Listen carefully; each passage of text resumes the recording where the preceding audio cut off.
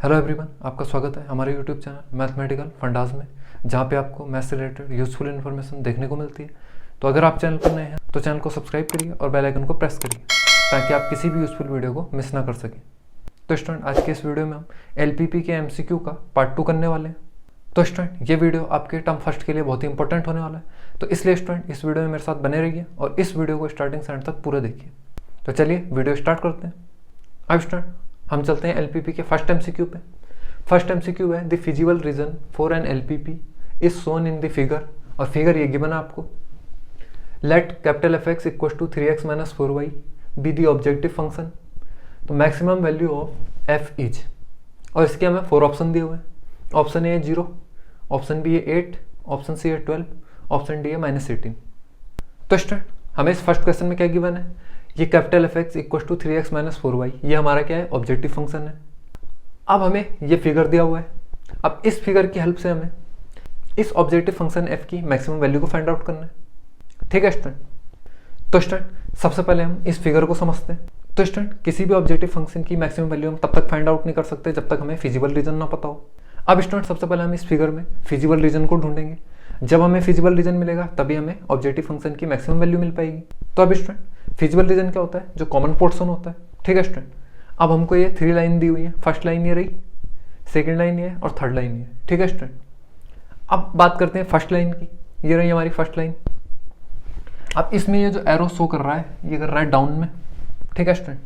तो यानी कि इस टाइप से। ठीक है स्टूडेंट। ये जो हमारी सेकेंड लाइन है, इसमें एरो ऊपर को शो हो रहा है, तो यानी कि इस टाइप से होगा। ठीक है स्टूडेंट। अब ये जो थर्ड लाइन है, इसका एरो इस साइड है, तो यानी इस टाइप से रहेगा। ठीक है स्टूडेंट। अब ये जो लाइन है, इसका एरो इस साइड है, यानी कि इस टाइप से रहेगा।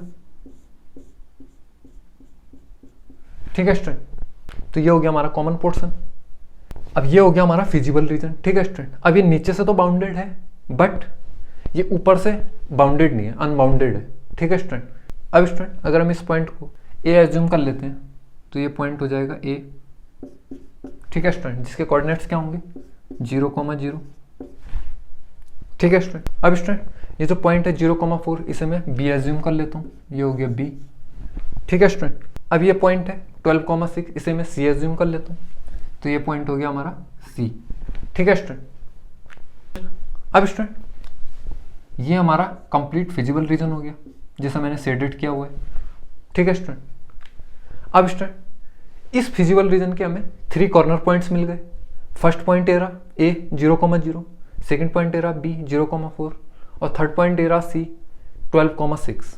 ठीक है स्टूडेंट। अब हम इन 3 कॉर्नर पॉइंट्स पे ऑब्जेक्टिव फंक्शन f की वैल्यू को फाइंड आउट करेंगे, और फिर देखेंगे कि कौन से कॉर्नर पॉइंट पे इस ऑब्जेक्टिव फंक्शन f की वैल्यू मैक्सिमम है। ठीक है स्टूडेंट। तो आइए स्टूडेंट, उसे सॉल्व करते हैं।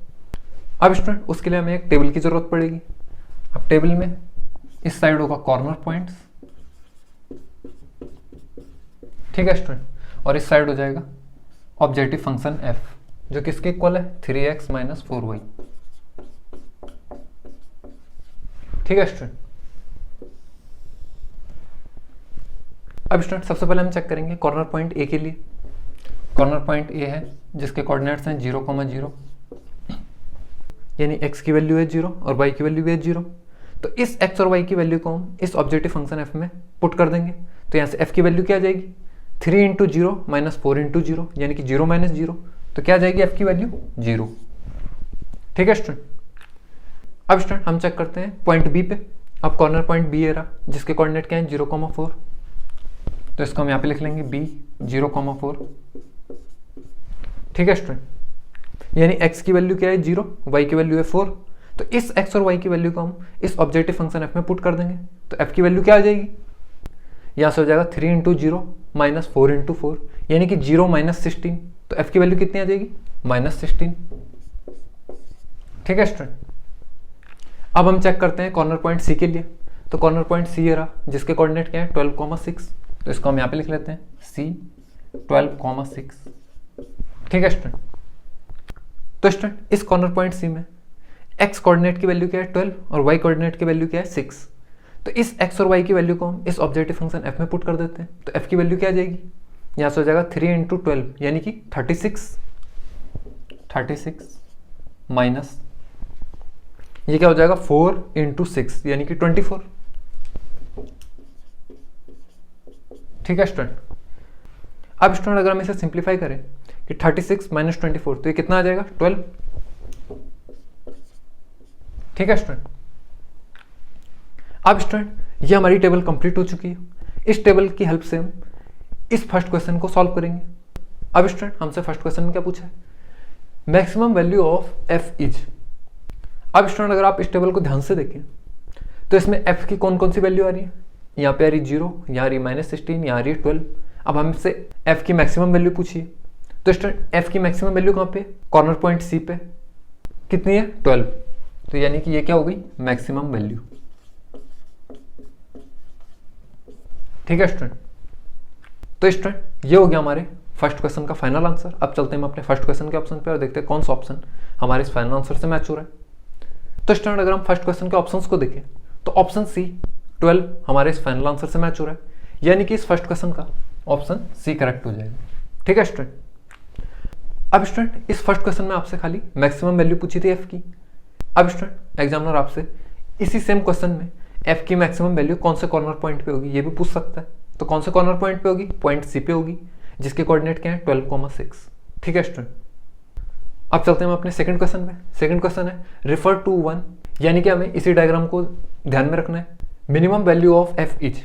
अब हमें ऑब्जेक्टिव फंक्शन एफ की मिनिमम वैल्यू को फाइंड आउट करना है और इसके हमें 4 ऑप्शन दिए हुए हैं। ऑप्शन ए है 0, ऑप्शन बी है -16, ऑप्शन सी है 12, ऑप्शन डी है डज नॉट एग्जिस्ट। ठीक है स्टूडेंट। तो स्टूडेंट इस सेकंड क्वेश्चन को भी हम इसी टेबल के थ्रू करेंगे। तो स्टूडेंट अगर आप इस टेबल को ध्यान से देखें तो इसमें ऑब्जेक्टिव फंक्शन एफ की मिनिमम वैल्यू क्या है -16। ये क्या है मिनिमम। ठीक है स्टूडेंट। तो यानी कि ऑब्जेक्टिव फंक्शन एफ की मिनिमम वैल्यू क्या हुई -16।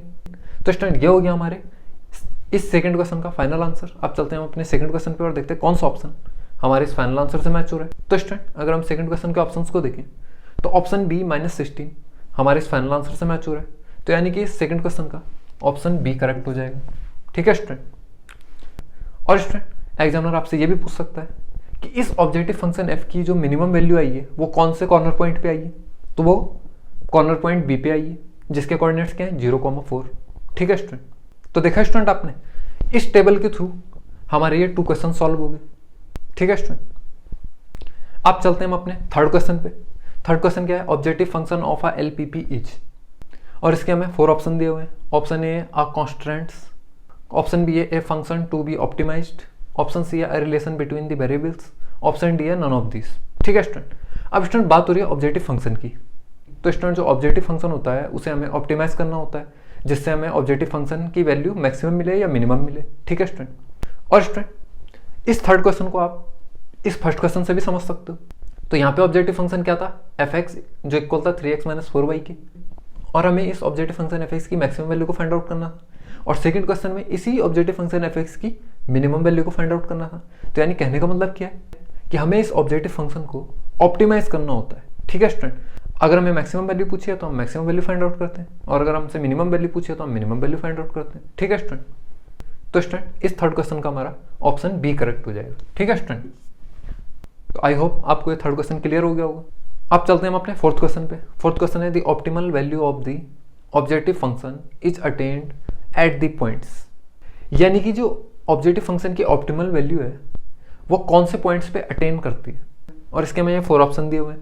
Option A given by intersection of inequations with the axes only, option B है given by intersection of inequation with the X axes only, option C है given by corner points of the feasible region, और option D है none of this. ठीक है student. अब student ये जो fourth question है इसको भी आप इस फर्स्ट क्वेश्चन की हेल्प से सॉल्व कर सकते हो। तो स्टूडेंट अगर आप इस डायग्राम को देखें तो इस डायग्राम में हमने सबसे पहले क्या किया, फिजिबल रीजन को ढूंढा। ठीक है स्टूडेंट।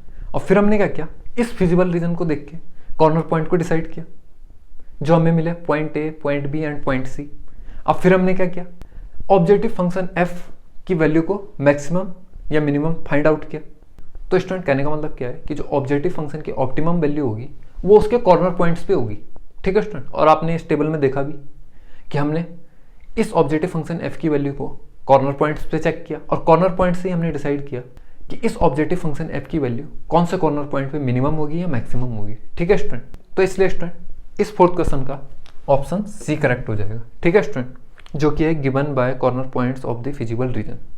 ठीक है स्टूडेंट। अब स्टूडेंट इस फोर्थ क्वेश्चन में इस ऑप्टिमल की जगह ऑप्टिमम भी आ सकता है। ठीक है स्टूडेंट। क्वेश्चन क्या हो जाएगा, the optimum value of the objective function is attained at the points. तब भी इसका आंसर यही रहेगा, option C, given by corner points of the feasible region. ठीक है स्टूडेंट। यानी कि इस क्वेश्चन का मतलब ये हुआ कि ऑब्जेक्टिव फंक्शन की जो ऑप्टिमम वैल्यू होगी वो हमें कहाँ पे मिलेगी, फिजिबल रीजन के कॉर्नर पॉइंट्स पे। ठीक है स्टूडेंट, जैसे कि हमने इस फर्स्ट क्वेश्चन में देखा इस डायग्राम में। ठीक है स्टूडेंट। तो आई होप गाइस आपको ये फोर्थ क्वेश्चन अच्छे से क्लियर हो गया होगा। अब चलते हैं हम अपने फिफ्थ क्वेश्चन पे। फिफ्थ क्वेश्चन क्या है, the feasible reason is the set of points which satisfy.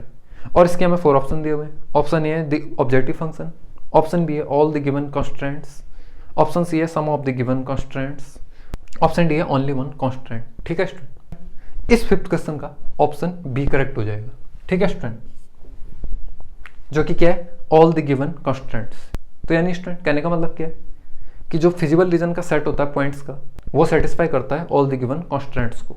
ठीक है स्टूडेंट। तो आई होप गाइस आपको ये फिफ्थ क्वेश्चन क्लियर हो गया होगा। तो स्टूडेंट आज की इस वीडियो में इतना ही। आज की इस वीडियो में हमने एलपीपी के एमसीक्यू का पार्ट सेकंड सॉल्व किया, जिसमें हमने 5 एमसीक्यूज को सॉल्व किया। आई होप गाइस आपको ये वीडियो पसंद आया होगा। तो अगर आपको ये वीडियो पसंद आया हो तो वीडियो को अभी के अभी लाइक करें और शेयर करें, और मुझे कमेंट बॉक्स में बताएं कि आपको ये वीडियो कैसा लगा और आप अगला वीडियो कौन से टॉपिक पे चाहते हैं। और स्टूडेंट अगर अभी तक आपने चैनल को सब्सक्राइब नहीं किया हुआ है तो ऐसी और वीडियोस को देखने के लिए चैनल को सब्सक्राइब करिए और बेल आइकन को प्रेस करिए। और आप मुझे मेरे सोशल मीडिया हैंडल्स पर ही फॉलो कर सकते हैं और वहाँ पे जाके भी मैथ्स से रिलेटेड कोई भी क्वेश्चन पूछ सकते हैं। मैं उसका रिप्लाई करने की पूरी कोशिश करूँगा। और स्टूडेंट चैनल को सपोर्ट करिए, आपकी सपोर्ट की हमें बहुत ज़्यादा ज़रूरत है, जिससे मुझे मोटिवेशन मिलता रहे और मैं आपके लिए और भी अच्छी वीडियो ला सकूँ। तो मिलते हैं आपसे नेक्स्ट वीडियो में, तब तक के लिए थैंक्स फॉर वॉचिंग।